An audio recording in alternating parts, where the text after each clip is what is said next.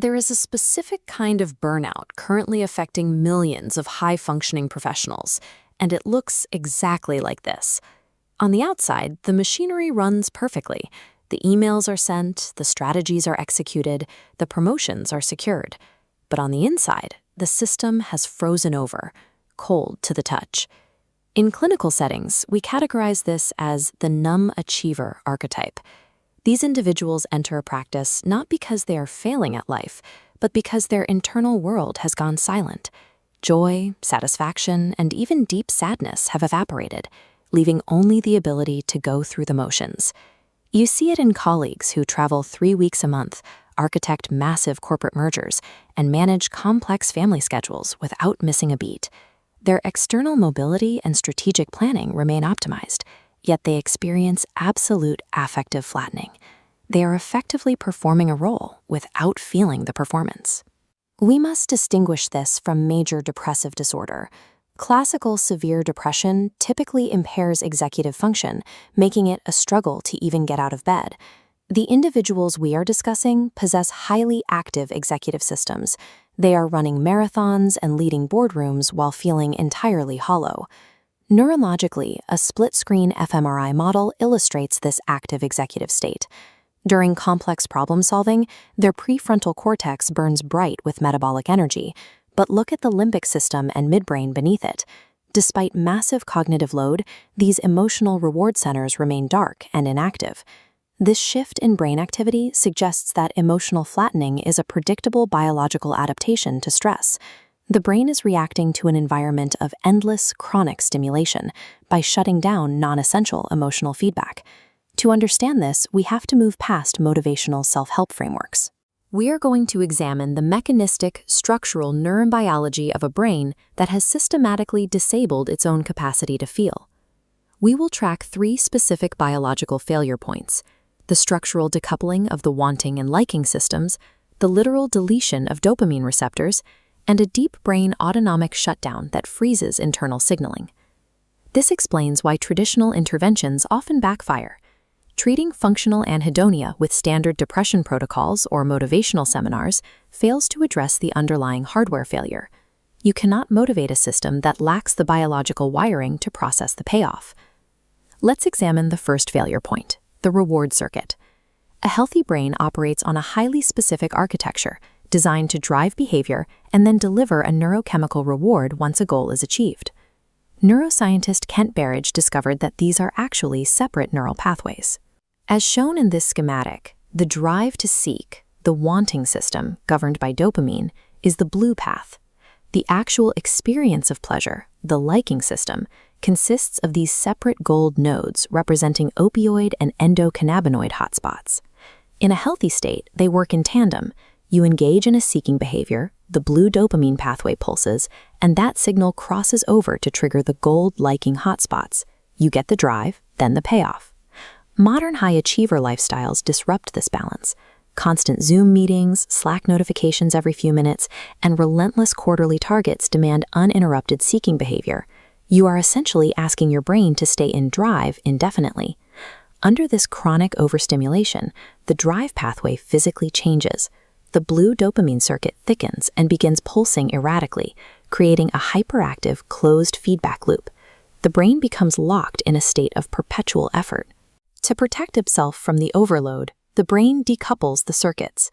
The gold liking hotspots physically shrink and break their connection to the drive circuit. Dopamine pulses relentlessly, but the signal no longer reaches the pleasure centers. This mechanism creates the clinical reality of functional anhedonia. You possess infinite executive drive. You can wake up at 5 a.m. and manage a team of 50, but you lack the biological mechanism to process the reward of that achievement. It results in a profound internal emptiness. You close a massive deal or buy a home, and the moment you achieve the goal, you feel nothing. The stimulus is present, but the delivery system is broken. Functional anhedonia represents the literal severing of the liking response from the wanting engine. The second failure point involves homeostasis. The brain has an absolute mandate to maintain equilibrium and protect itself from neurotoxic levels of overstimulation. A high-functioning professional pace saturates the neural circuitry with continuous, unnaturally high peaks of dopamine and cortisol. Researchers like Robert Sapolsky and Andrew Huberman have mapped this response. Look at this graph of high-amplitude dopamine spikes. These small satellite dish shapes on the postsynaptic neuron are D2 receptors. They are the receivers for the dopamine signal. When dopamine spikes become chronic, the neuron cannot handle the electrical load. To protect its structural integrity, the neuron actively absorbs and deletes its own D2 receptors. It effectively pulls the satellite dishes off the roof to turn down the volume. We often view numbness as a failure, but receptor downregulation is a successful survival mechanism. Your brain is aggressively reducing its sensitivity to protect itself from damage. However, because you have fewer receptors, standard joys no longer register. Hobbies you used to love, reading, music, or quiet time with family, feel devoid of value because your brain has lost the capacity to receive the signal. This explains why a brief vacation fails to resolve deep burnout. You can change your location, but upregulating and rebuilding those deleted receptors requires extended biological time. An individual cannot feel pleasure if their brain has structurally destroyed the cellular satellite dishes required to receive the signal.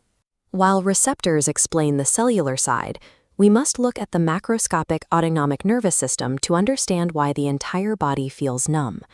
Psychiatrist Bessel van der Kolk has detailed how the body tracks inescapable microstressors, recalibrating the organism's baseline physiological state. We use Stephen Porges' polyvagal theory to track these shifts on an autonomic ladder. On this ladder, the green zone represents safety and regulation. The red zone is the sympathetic nervous system, responsible for fight or flight. The blue zone at the bottom is dorsal vagal shutdown. Most high achievers spend their lives hovering continuously in the red sympathetic zone. This persistent high-stress state generates allostatic load, the cumulative biological wear and tear of constant mobilization. When the allostatic load becomes unsustainable, the nervous system pulls a ripcord. The marker drops straight down from the red sympathetic zone into the deep blue dorsal vagal zone. The dorsal vagal state is an ancient evolutionary freeze response. It simulates hibernation, reducing metabolic demands to the absolute minimum to help the organism survive a perceived toxic environment. This system actively blocks interoceptive signals, the data your body sends about its internal feelings, from reaching the conscious brain. The internal lines of communication are physically dampened. This maps directly to the psychological sensation of apathy. You feel detached from your body, as if you are watching your life from a great distance. The emotional volume has been turned down to zero. Functional numbness represents a highly active, energy-intensive biological defense protocol designed to maintain survival under chronic threat. This raises a critical question. When people hit this wall, they are often told to practice gratitude or logically reframe their stress. Why do these cognitive interventions consistently fail? Those interventions are top-down processes. They attempt to use the prefrontal cortex, the logical brain, to command the deep nervous system to feel differently. But a dorsal vagal shift creates a hardware versus software conflict. You are trying to run a software update on a machine where the motherboard has been physically disconnected from the power supply. The brainstem has blockaded the neural pathways required for cognitive logic to influence emotional states. You can logically know your life is good, but that knowledge cannot penetrate the freeze response. This leads to a definitive rule of recovery. You cannot outthink a brainstem survival protocol. Recovery requires evidence-based, bottom-up protocols. These focus entirely on somatic nervous system regulation, bypassing the thinking brain to speak directly to the biology. This anatomical model shows the vagus nerve. Physical interventions, like drastic temperature shifts or specific respiration protocols, send signals traveling up the vagus nerve toward the brain. These ascending somatic signals bypass the prefrontal cortex to directly stimulate the brainstem. This communicates that the threat has passed, allowing the system to exit the dorsal shutdown state and begin to reboot. However, the physical reactivation process is rarely comfortable. Waking back up involves an acute psychological transition. Psychological observations of recovery, as noted by figures like Viktor Frankl, confirm that the unfreezing of a deeply repressed system involves significant distress. Returning to the autonomic ladder, to move from the blue zone of numbness to the green zone of safety, you must pass back through the red sympathetic zone. The thaw requires moving through agitation. This is the point where many people quit. As the numbness lifts, it is replaced by anxiety, exhaustion, or grief.